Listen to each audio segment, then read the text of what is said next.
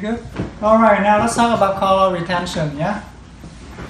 So color retention means after we do our microblading, right? And then the client would come back in about 4 to 6 weeks, normally 6 weeks. And then you can check. At that point, that's for the touch-up. When they come back and then, you know, if you have a lot of missing strokes, or all of those strokes might be going away, right? So the more strokes left, that means the better color retention. But a couple of things. Number one is based on the pigment quality.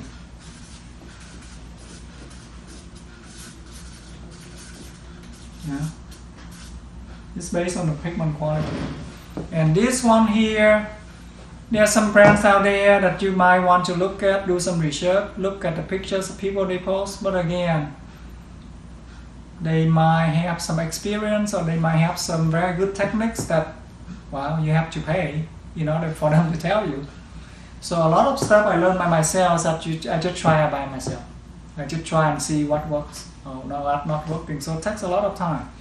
Pigment quality, yeah. Buy some good pigment. If you can charge, you know, the clients, you know, they pay for the pigment, so buy some good quality pigments, okay? Don't buy some cheap one, a bad one, okay? Number two is this one related to post-care. Okay. Post-care, if the clients, they don't take good care of their pigments, let's say they come home and then they exercise, wetting, and they washing stuff, and they apply the ointment stuff, they do a lot of crazy things, and they drinking and so on, right? And that would impact their color retention. So post-care is very important, yeah? Make sure that, you know, you get correct or very good information on post-care and give it to them, okay? Post-care, this one, both material, the material that we use plus the care, right? How much they take good care of it or bad care of it, okay? The other thing I noticed is based on the skin type. Skin types. Oily skin is really hard. This case is very hard. Oily skin is extremely tough to do. If you go too deep, when people coming back, you would see that the colors migration be needed. The color that is spreading out, you just see like instead of the stroke, you don't see the stroke clearly anymore. Okay, oily skin. Okay, and oily skin also you have to watch out because a lot of places the climates might be hot and might be dirty, like dusty.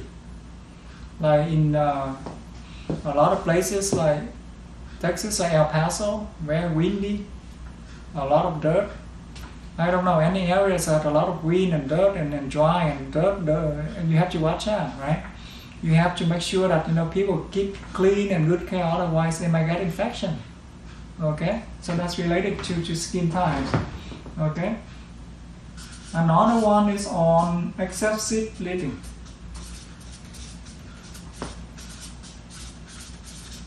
Right. So when you have excessive bleeding, how do you handle that case? Right? Let's say when we cut, we know for sure that we don't cut that deeply. We cut normally and then we see a lot of blood. Several things might cause it. Number one, maybe they're taking medication.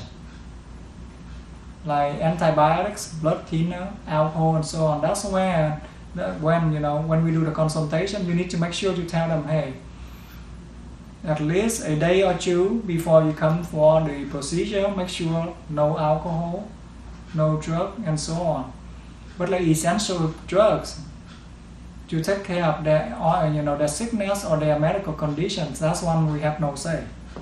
Right? If you have to take medicine, you still have to do it, but let us know in advance, and if we can do it, we do it. If not, we just say no. Okay? So for the case of excessive bleeding, if we do not like blood thinner and so on and so forth, like medical stuff, in the case of people who bleed very easily naturally, and you know that you don't cut that deep, you just do the first pass. On the second pass and so on, do not cut any deeper. You just gently reopen the wound, because even when you reopen the cuts, blood already coming out. So what should we do to make the color stick? The more you try to cut deeper, or the deeper you want to go into the skin, the more blood would come out and the color won't stick. In that case, after the second pass, right, you do the first pass, you observe that a lot of blood bleeding.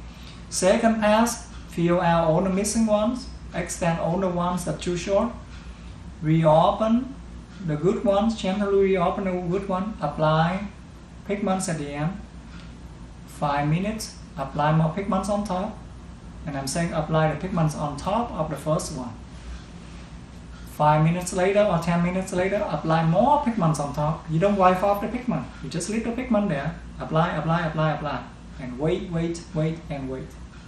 You do like that for about 3 to 4 or 5 times, and wait wait about 30 minutes or 40 minutes. Basically, the idea is you let the pigment sit longer. You let it sit longer so that it fused with the tissues.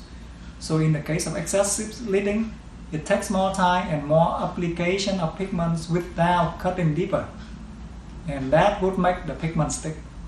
Tức là mình không có cắt sâu thêm, mình chỉ có mở những cái stroke, những cái nào mà nó sẽ đủ sâu rồi, hoặc là những nào mà mình thiếu đó, mình dập thêm nó vô, rồi mình bỏ màu 5 phút, bỏ màu 5 phút, bỏ màu. Mình làm như vậy 4-5 lần cho tới khi nào mình làm trong vòng khoảng nửa tiếng. Lúc đó là mình lau đi là nó xong. Okay, apply pigment, let it sit longer. Apply pigment, let it sit longer, and that's how you handle the excessive bleeding. Okay, the color will stick. Okay, the color will stick. Okay, so that's the color retention, and the other one is on the how deep you go. Okay, on the depth level, yeah. If you do like too shallow, yeah. If you do too shallow, most of the strokes will be gone. If you do too shallow, how do we know that too shallow? Thin, fine hair. Very thin, fine hair. Right? If you see something, you see very thin, fine hair, even smaller than your hair, thinner than your hair. That means you know that it's not deep enough. And those, in about a couple of weeks, gone. Why is that? Because we just cut on the epidermis layer. But the hair strokes look beautiful when it's done. It's beautiful. Okay, but it's gone. Okay. The opposite is you go too deep. In this case, good color retention, but it might be bad in the sense that the strokes come out might not be that crisp or clean. Right? It might be too deep and you cause number 1 scar. Number 2, internal bleeding. It causes a darkish, grayish, a greenish shadow beneath your skin. It looks terrible. And number 3, the hair stroke won't look that nice. You might not even recognize the stroke because the two next to each other, they might fuse together. Okay, too deep. So this one here, this is one the good one, the good, yeah. If you go at the good level, yeah. And then this one we talk about in the bleeding section. It would give you better color retention, yeah. Okay. So a lot of factors, and then the other one. Let's see what else. Yeah. The other thing, the climate. Yeah. And this one, there's a lot to do with the climate too, I think. This is just my guess. But if you think about it, in the hot, very hot, some people from Uruguay, from South America, they talk, I chat with them. Some countries are very dry and hot, some very humid and hot, and so on and so forth. So the idea is that, make sure that you give them good post-care instruction. Good post-care instruction. Let's say like no exercise to avoid like sweat, right? Sweating. No swimming in the pool and so on, right? To avoid infection and so on, right? Okay. Another thing is, after you do the microblading, normally the first 6 hours, minimal amount of post-care. Minimal amount of post-care. And when people apply the post-care, let's say like once or twice a day, thin film of post-care. Yeah, because we don't want something like Vaseline, you put it too much on the skin could not even heal, not even breathe. So the skin need to breathe, right? Oxygen and so on kill off the bacteria, and the skin need to breathe to heal naturally, yeah? To heal better, okay? And this one here on the material here, you can buy some stuff from Mary Auntie. She sells some balm really good, yeah? Some balm. I think she called it like micro balm, something like that. Yeah. This is very good, yeah. I tried out. The one that we gave to the models today worked really well, okay? So make sure give the post-care instructions and give the client good post-care material, okay? And ask them and check with them. Normally when they go home the next day or two, make sure you give them a call. Call them and ask them how things goes, because some people be really shocked. They shocked in the sense that the color comes out really dark, way darker than they expected. But we need to tell them, well, we need to account for some of the color loss, because initially the first 4 or 5 weeks we would lose a lot of pigments, between 20, 30, 40%, or might be all of it. Depends on how deep we go. Okay, but we always lose pigments, always lose the pigment. Okay, so we need to remind the client that we need to make it a little bit darker, so that we account for some of the color loss initially for the first month or two. Okay, so that's about this one. Any question? We good? Okay, we can stop the recording.